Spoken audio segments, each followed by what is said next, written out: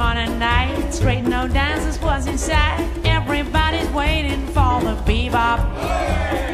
Laid 1,000 licks and ways, people shoot their fingernails. More and more, they're all getting boring.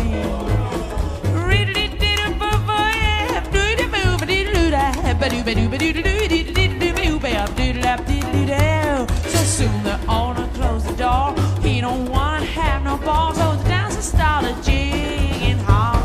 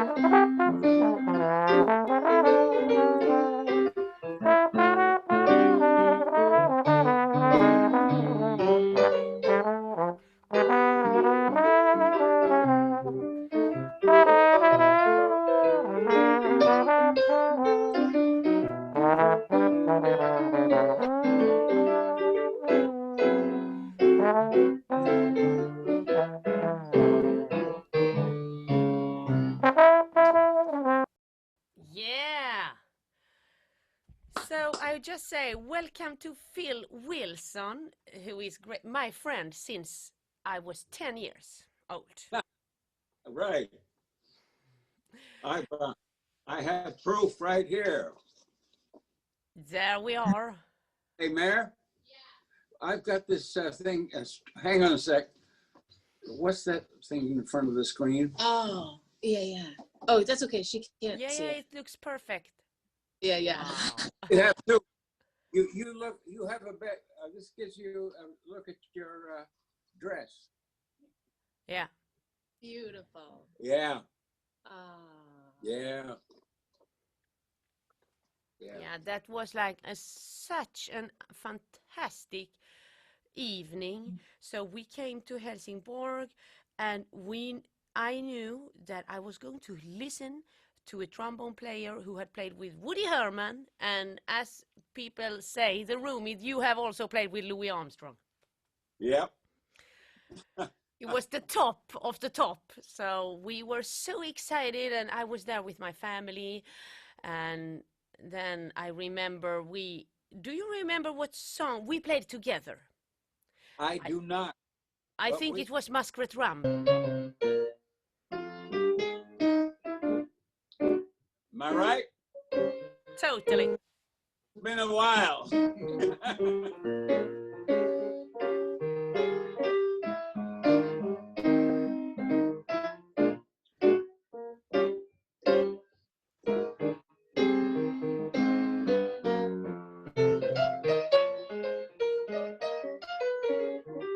this came the big part where the trombone playing, that was me. Yeah.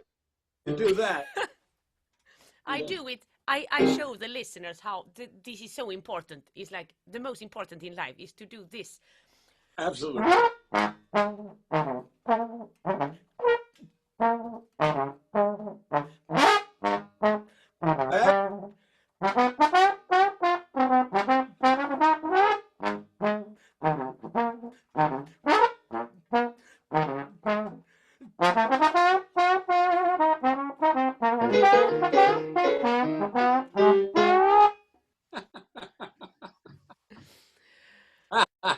So we met one night, and I was 10 or 11 years old. Yeah. And it was You were amazing, absolutely amazing. The crowd just went crazy when you played. And I'm sitting there visiting, playing, trying to play to the audience, and I'm saying, oh my God, the whole band just walked in, and it's you, 10 years old, playing just unbelievably, beautifully.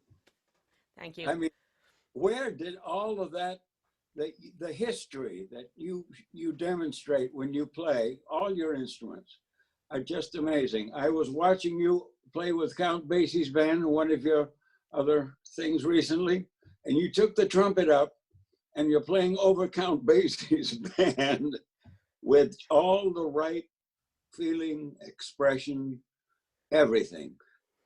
I mean, there's a piece of history there that stems all the way back to the original, and you actually recreate that feeling. It's just magnificent.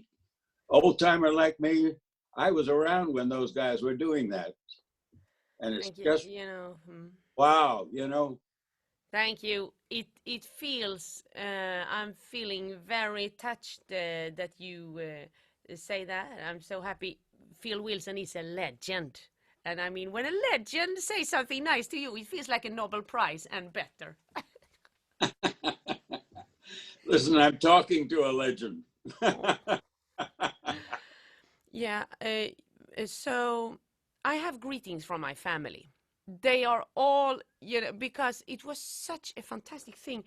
This was before internet, and America was very far away. And I mean, when those big superheroes like Woody Herman band came visiting, that you have heard on Magic Records, or someone from the Armstrong band, or so I'm not old enough to have seen the Gold Age artists like Armstrong, Ellington, and those in real life. Yeah. But I have seen younger musicians who toured with them when they were older. Like, yeah. So I haven't seen Woody Herman live, but I have seen you, and you played in the Woody Herman band. I certainly did. My first trip over the Atlantic Ocean was with Woody Herman's band, playing 3 weeks tour in Sweden. Oh, great. And I was only something like 25 at that time. And it was a huge honor. As far as I was concerned, I never thought I'd be going over the Atlantic to anything. As and is there something from your tour life that comes back to you in your memories every day? Is there something? Surely, Sweden. The Garden of Eden, yeah. I taught at Brew with for 3 summers with Rich Madison and Ernie England, who set this. And then don't forget that tenor player from Sandvik, the Sandvik Storben, who, Johnson. Yeah. Oh man, that he was and his wife Leanna. I used to stay with them, and have some delicious. Boy, Leanna really knew how to cook, and boy, we had some great times. And this is Sandvik and Storben. Yeah, Sandvik and Big Band. They are like, yeah. I have heard them and played with them. Yeah, they are great. Oh, great. You know, I toured with them several times on my own, and then I had a booker in Sweden, a wonderful woman, Kerstin Molander, and she would book me into various clubs and things like that. And I've actually toured around Sweden mostly in the 80s. Yeah, do you remember the club where you were in Helsingborg? Klubben? I certainly Lång... did. I do indeed. I stayed there one night with the owner, sleeping overnight at his mink farm. Yeah, Holger Sönne. Yeah, yeah. You know, I think it was that time or a festival, same year or 2 years later, I and my family, we were over sleeping at that farm. Oh, yeah? I'm not too comfortable sleeping in amongst a huge farm of minks. But I was... No, I was a kid at that time, and that was a big adventure to be on a farm with a lot of animals and goose, and there was a lot of animals. So for me, when I was 11 that time, I remember, and I was a huge I remember I was a big Spiderbeck fantastic, Jack Teagarden. I listened a lot to Jack Teagarden, Tommy Dorsey, and I listened to Woody Herman Band at that time. Yes. Again, with your age, it always amazes me. I mean, Jack Teagarden was 19, 20, 21 to 30, 40 in there. And that was he was my very first trombone god, you know. Yeah, hero, god, hero, yeah. Yes. So we are children of Jack Teagarden, I would say. Oh, yes, yes. Yeah. Why? How did you? What access did you have at age 6, 7, 8, 9 for Jack Teagarden? I began with Kid Ory. And Honorary Doctorate, the King Oliver. So and then I heard Big Spiderbeck and Bill Rank. But the thing was there is, and all the great Tommy Dorsey and so, J.C. Higginbottom, all of them I admired. Yes. But overall, when I heard Jack Teagarden, was like this singing voice, and it was so. It's like he takes the trombone to a new planet. Yes, he does. I couldn't believe it. How about Lover? Do you remember that solo? Oh, can I play it for you? Yes.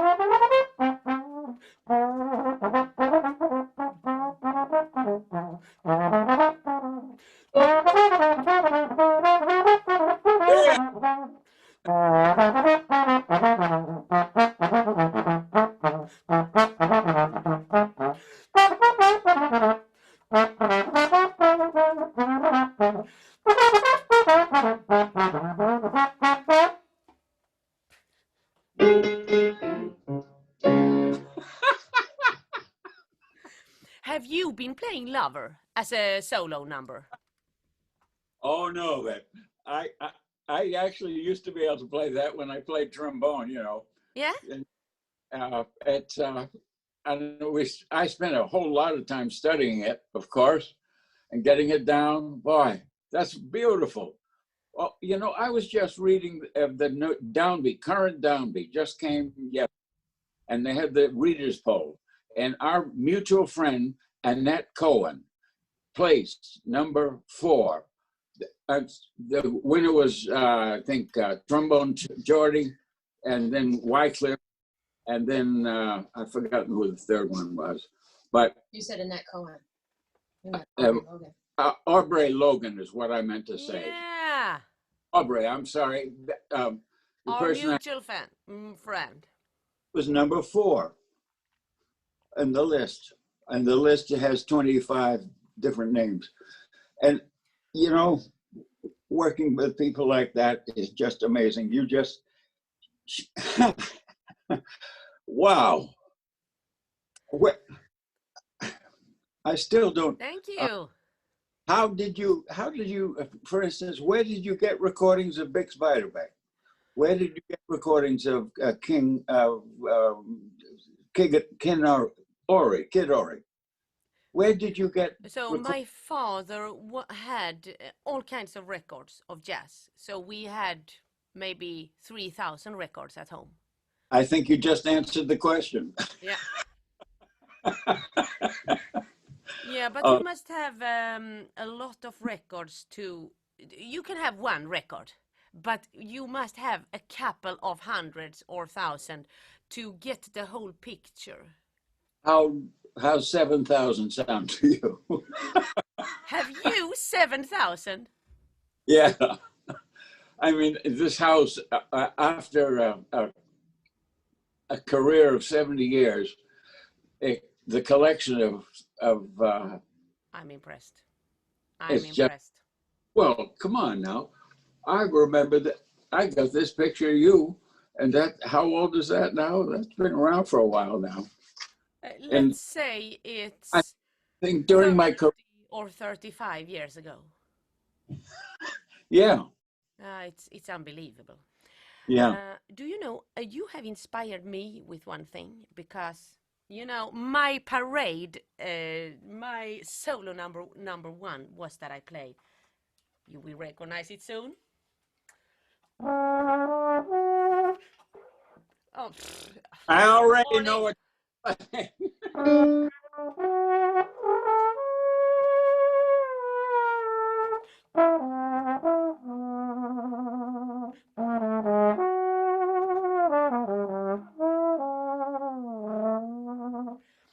I think you did that too, and you played it singing at the same time and in 2 octaves.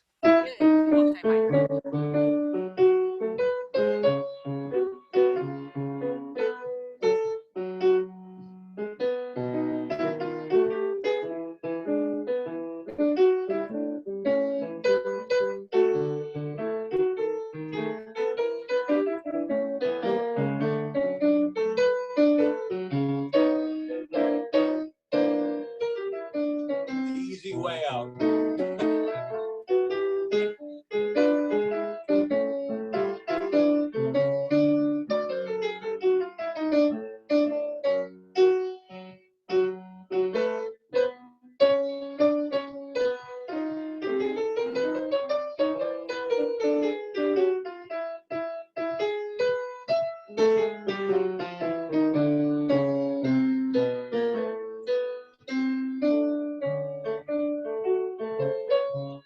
Nothing like little bullshit.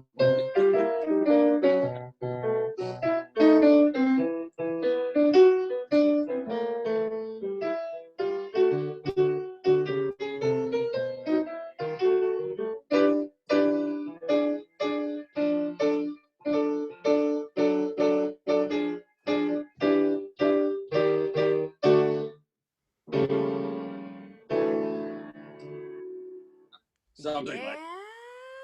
Yeah, D. I haven't played that I'll tell you a song that goes through my head all the time, besides, is something that just applies to me, and I know this applies to you. Anybody who has toured the world and has been fortunate, as we have, in doing so. And it was.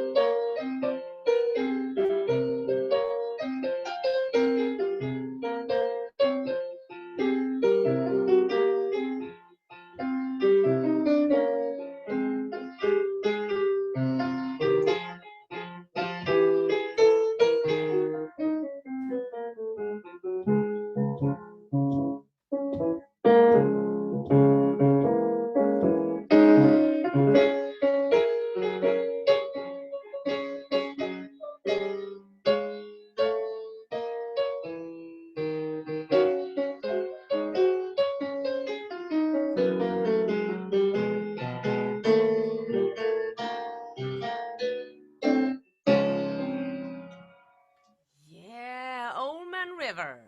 Yeah, because you know, the Old Man River, he just keeps rolling along no matter what we do. It reminds me of this man.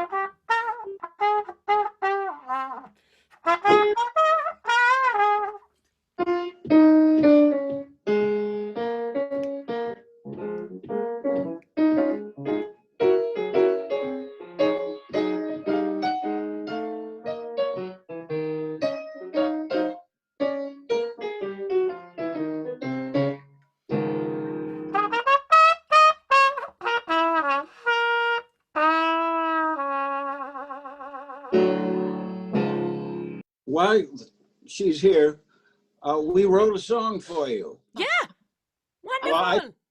Hold on, let me get. I told you I was going to, and you know, if you're going to write a song, you need a set of lyrics. Yes, I do So that. she has come up with a set of lyrics, and I don't know if you're going to be able to hear this. I can't wait to hear it. I can't wait to hear it. All right. Give us 1 minute. You can reserve your opinion till later. Oh, yeah. Check back with us in a year. All right. Are you ready?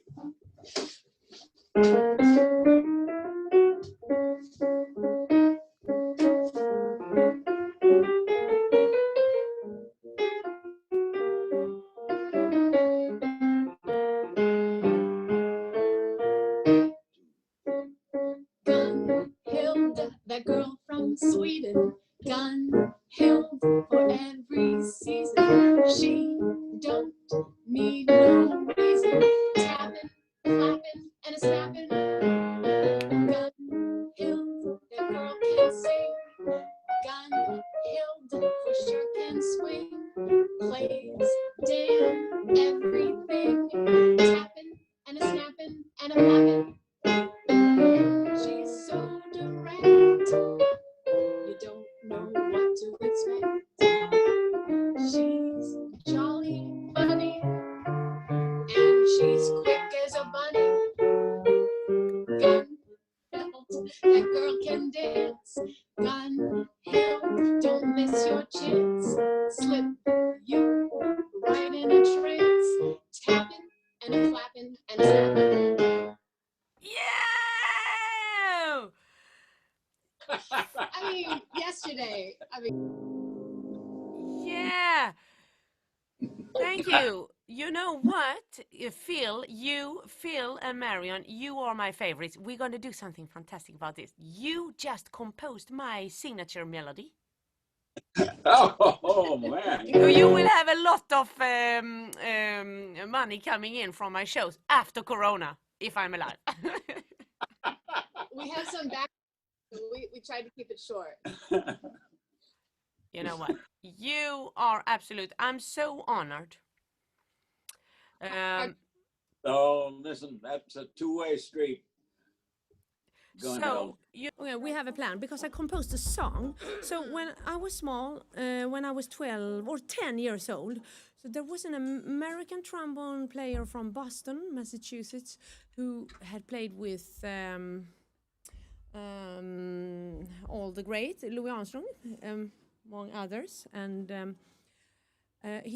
his name was Phil Wilson, and he came to Sweden and we played together. And so I called him and made an interview with him, and now he is over 80 years old, and he has played with Woody Herman Big Band all the years. So his name is Phil Wilson, and he composed a song for me, and now I composed a song for him called Phil Wilson's Rag. Can we play it? Yeah. 1, 2, 1, 2, 3.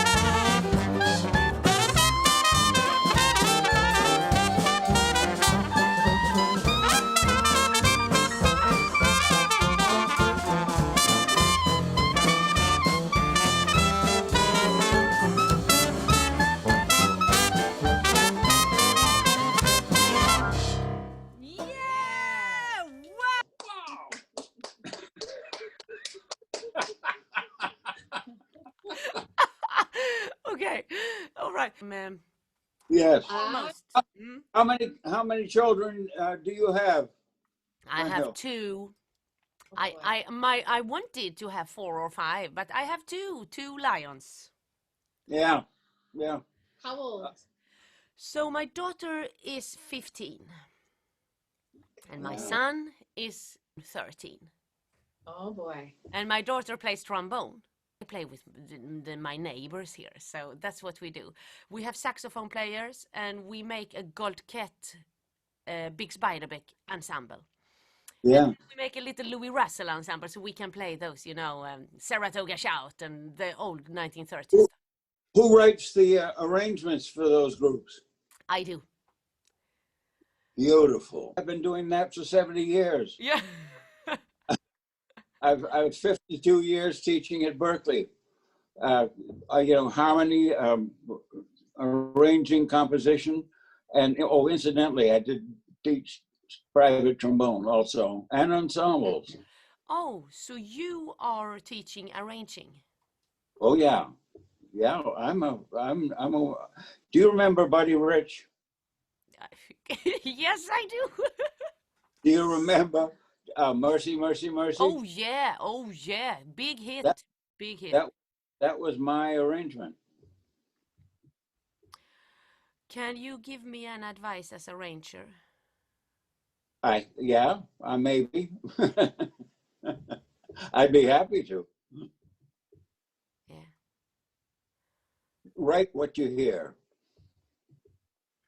and don't worry about never seeing a book about it, because I learned to write by the seat of my pants.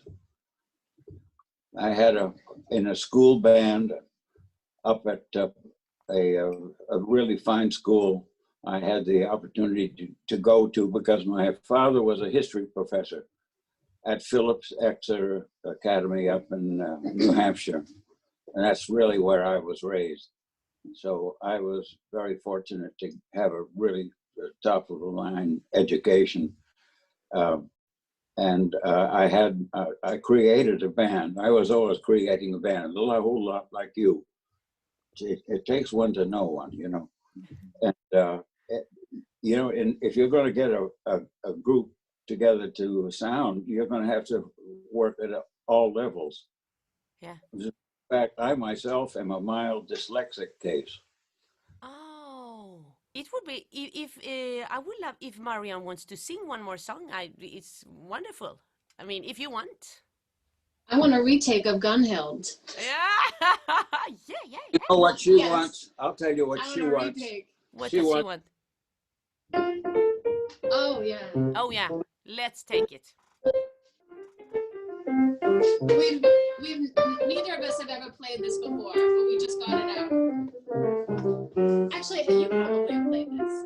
Huh? You've probably played this before. I say it's a genius invention. This washboard that you play drums. Does it matter? I mean, Perfect. You can. Because do you know why it's a genius invention? It is because we shall communicate with our audience. That's the whole thing. We shall make them relax. We shall make them open their heart. And it's a heart opener because people, they take away their walls behind their eyes when they say, I mean, they cannot fight with a washboard and then you're half in their hearts. that was one of my Gunhild lines that we took out, which I'll tell you later. You just read. Okay.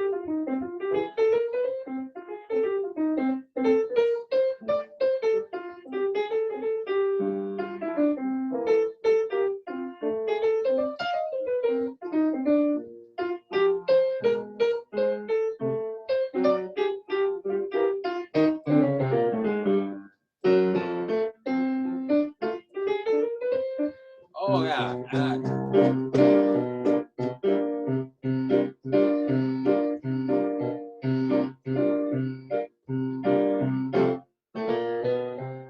I'll be glad when you're dead to last you. Yeah!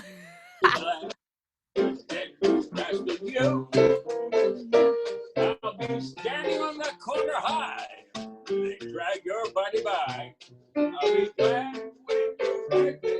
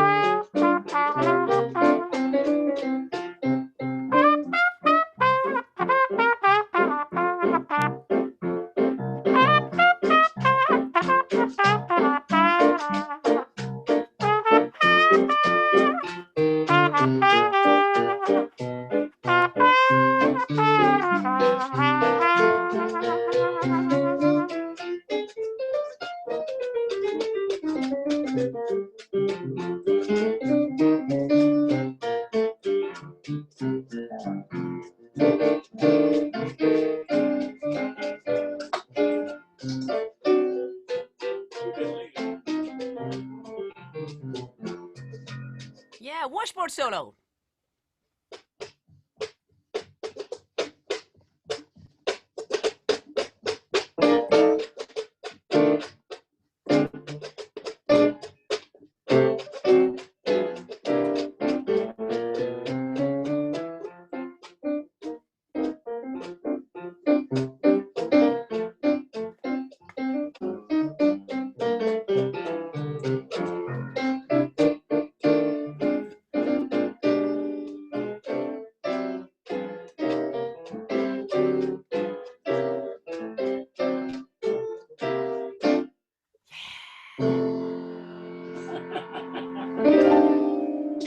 Yes! Knocked this guy off the piano. Yeah! Oh, a Dala horse. We are in Sweden now.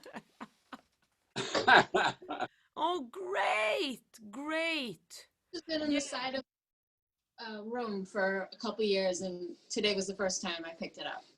So It's probably left over from a Spike Jones band I used to run when I was 12 years old. Ah. Can you? My biggest, the band I spent 3.5 years playing with was Woody.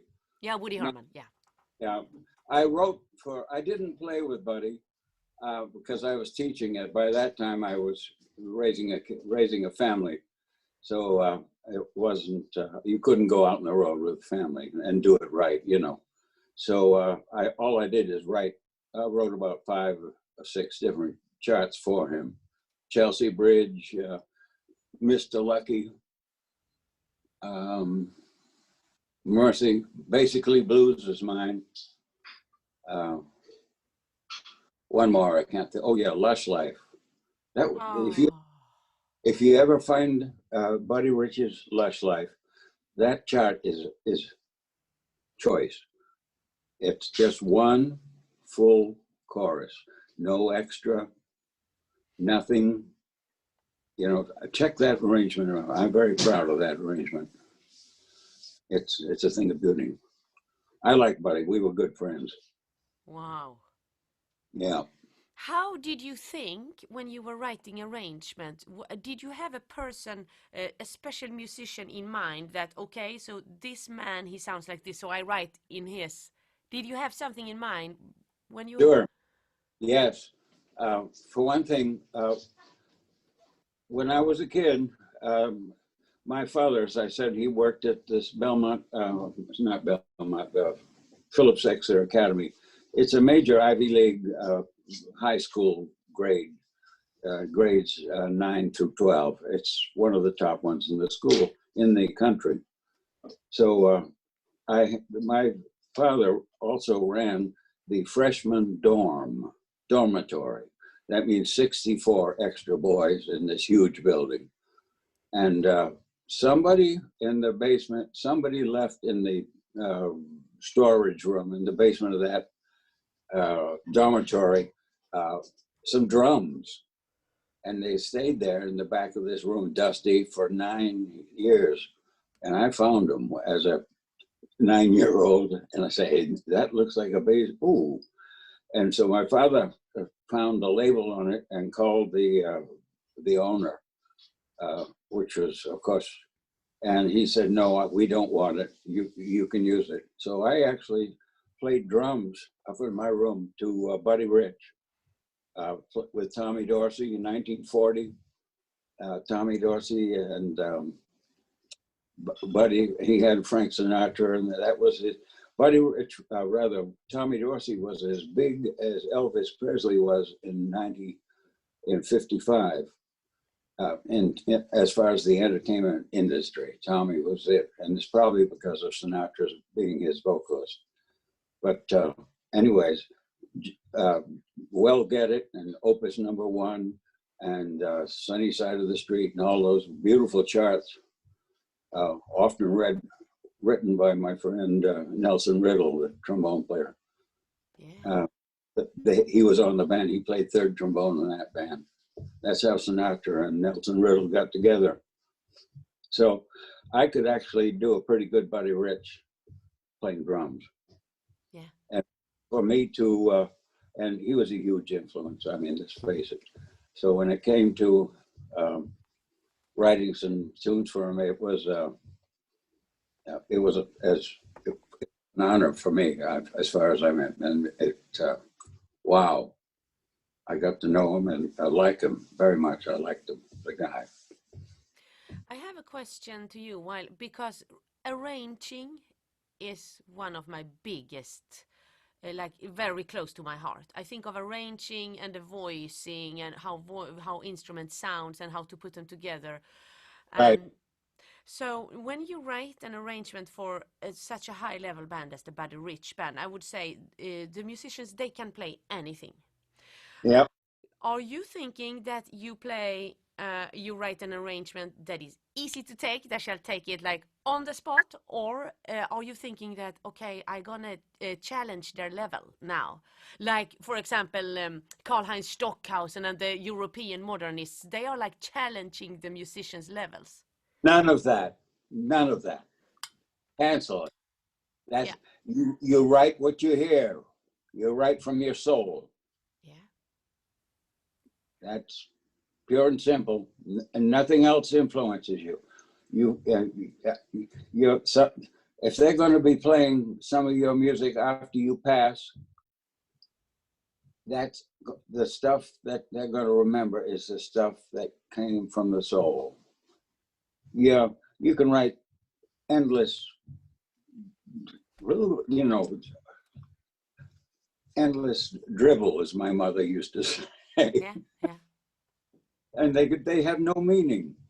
And they're sometimes amazing in that the technical facility that a musician has to have to play something that fast and clean and beautiful is lifelong work for many musicians. But a lot of that stuff simply does not connect emotionally with your audience. And I know your audience, and you know mine too now.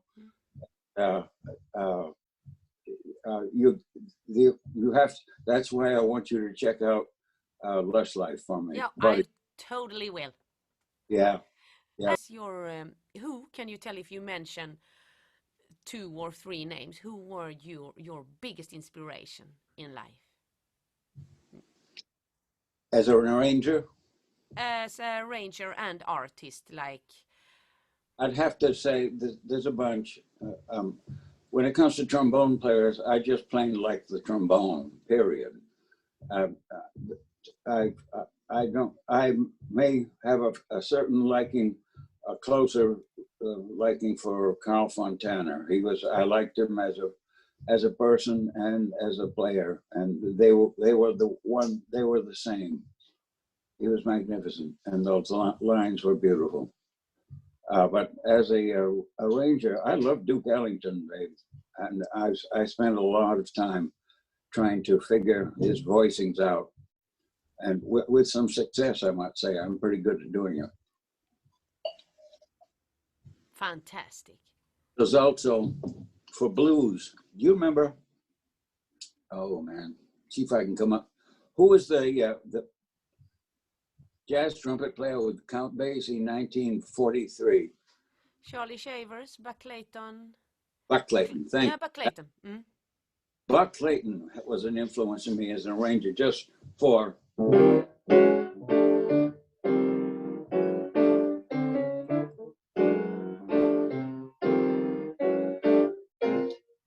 how to voice blues for a brass with the idea of 13/9 and lowered 7 on the bottom.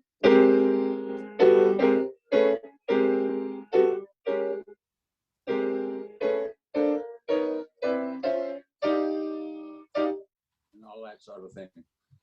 Just his way of voicing blues made a lot of influence on me. And you know, Glenn Miller. Oh my God.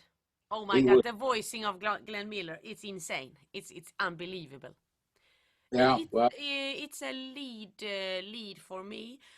Louis Russell is my absolute. I want this, and the early Duke band is like the magic. Like it's like a sound from another planet. Yeah.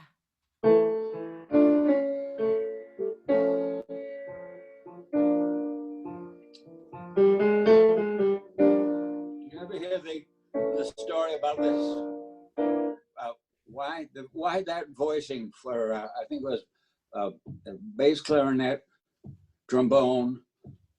The other one I think was another clarinet, regular clarinet, bass clarinet, regular clarinet. Bass clarinet, regular clarinet, and high trombone. Yes, Tricky Sam.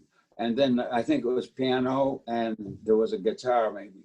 But that was all that was on that, the original record back on Brunswick, I think it was, in late 20s, 28, somewhere in there. And the reason that voicing, particularly on there, was because those were the only guys had showed up to the recording date at that time. So, you know, okay, you play this one, and you play this one, and then do the trombone. So. Okay, so fate arranges the best things for us after all. Huh? Fate herself arranges the best things for us. Yes. Yeah, and Duke was a master at that. Yeah. absolute master. Yeah. And, but there are, you know, beyond that, this Ralph Burns he died, but he a great writer. He wrote the music to Chicago, the show Chicago. Yeah. But he was Woody Herman's piano player back in 45, 46, 47. He wrote Early Autumn and all that stuff. And that summer sequence, a beautiful suite. And he went into being one of Hollywood's better writers. And of course, Nelson Riddle. Oh, yeah. All those things he wrote for Sinatra were just gorgeous. And he had to be a trombone. He wrote great trombone parts. They were really fun to play. I had the opportunity to play lead trombone for Frank every time he came to Boston. And I looked forward to every time we did it, just to play those charts. Oh, wonderful. Oh, They- wow, what history you carry. Yeah, that's true. Isn't that uplifting in every step you take, like the history you carry in your bags? Yeah, that's so important. You're carrying the same bag, I seem to notice. Yeah, I didn't know them in person, but I carry the love for the records. So I come with a whole bunch. I come with 5,000 melodies because I have them here.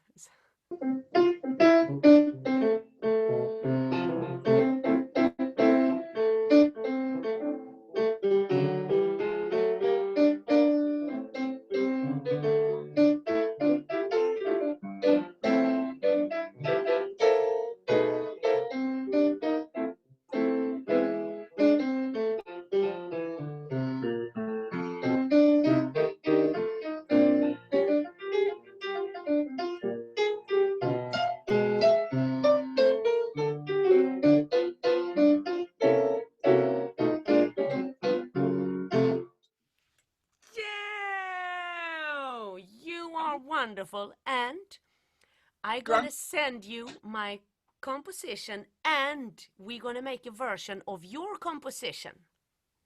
You're on. How about that? Now, when you put this all together, I want to see a copy. Yeah, totally. I will. I'll send you. You're wonderful, Marion. Okay. Thanks for all this. We keep in touch. Oh, yeah, absolutely. God bless you. Oh. And you too. Wonderful. Thanks for singing. Oh.